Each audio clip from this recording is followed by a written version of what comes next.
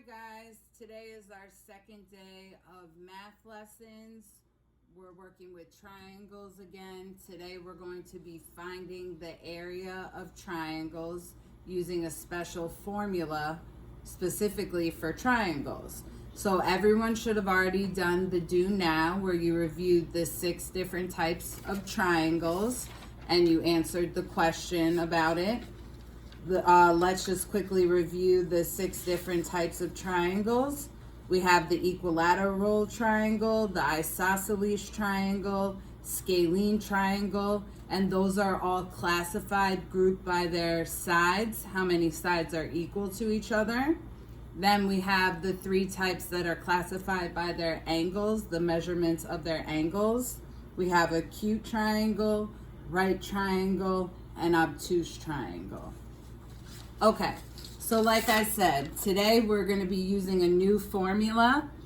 A equals B times H divided by 2. B stands for base and H stands for height.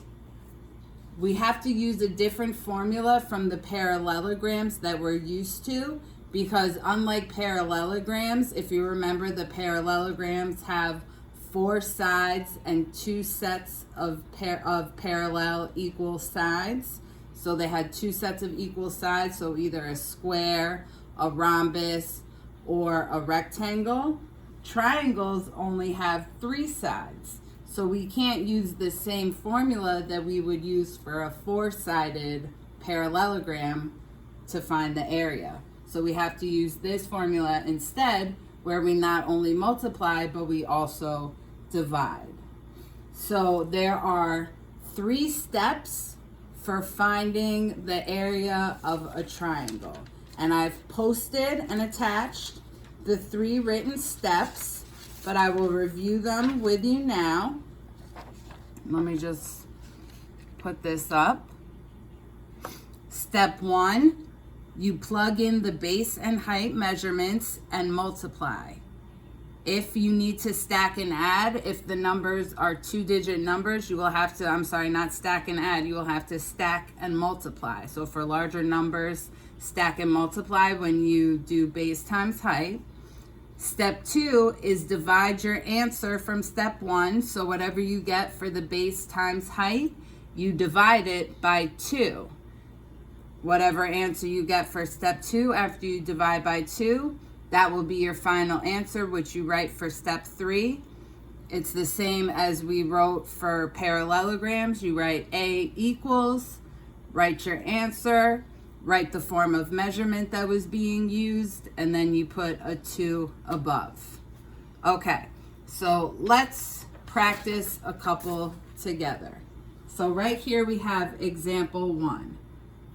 Does anyone know what type of triangle that is? If you notice, the triangle is making an L shape, so I know that it has a 90-degree right angle. So this is a right triangle. And I see that the height measures 6 centimeters and the base measures 15 centimeters. So for step 1, I'm going to plug in my measurements for base and height. So the base is 15 and the height is 6.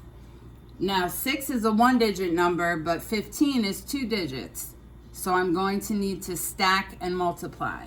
So I'll just go right here where I have a little extra space. You can always use scrap paper. 15 times 6, make sure that you line up the numbers correctly so it matches their place value. I always start with the bottom number and work my way up with the ones column. 6 times 5, that's 30. Write the 0, carry the 3. 6 times 1 is 6, plus 3 is 9. So my answer is 90. For step 1, I'll write 90 for my answer. Now I go down to step 2. Step 2 is to take my answer from step 1 and divide it by the number 2. So I'm going to write my answer from step 1, 90, divided by 2. Now, I can't do the division this way. I have to use my division table. So again, on my scrap paper, I'll make a division table. I put the large number on the inside, 90, and the small number on the outside. And I always start with the first number, and I say, how many times can 2 go into 9? Or 2 times what will get me to 9 or closest to 9?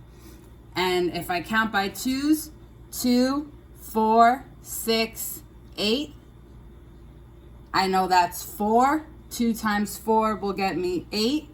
2 times 5 will get me 10. That would be bigger than 9. So it has to be 2 times 4 is 8. I write 8 below, and then I'm going to subtract. 9 take away 8 gives me 1. Now I have my second number, the 0. I bring it down, line it up with my leftover number 1. That gives me 10. And then I ask myself the same question. How many times can 2 go into 10? Or 2 times what equals or gets me closest to 10? And we know that 2 times 5 equals 10. So I write the 5 above. 2 times 5 equals 10. And I write what it equals below. I subtract and have nothing left over, so I'm done. My answer is 45. I write 45 here. Now I go down to my last step, step 3. A equals, and I take my answer 45, plug it in, and then I have to write the form of measurement, centimeters, cm, and I have to add my 2. And that's how I write my final answer. Okay, let's take a second, look that over, and then we're gonna flip over and do a second example before you guys get to work on your own. Okay, let's do the second one.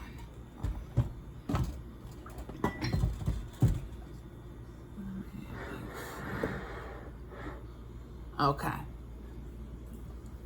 All right, perfect. So for the second example, you may notice that this is a different type of triangle. Here, the triangle didn't have a right angle, so in that case, the problem they give you will have a line where they create a right angle to get a height measurement. So in this problem, the height measures 10 feet and the base measures 20 feet. So step 1, we plug in our measurements. So base is 20 and height is 10. So I need to do 20 times 10. Those are 2 digits, so I have to stack and multiply. 0 times 0, 0. 0 times 2, 0. Cross it out, add my 0. 1 times 0, 0. 1 times 2, 2. My answer is 200. So I write 200. Now I go down to step 2. I take my answer from step 1, 200, and I divide it by 2. I need to go back to my scrap paper, make a division table.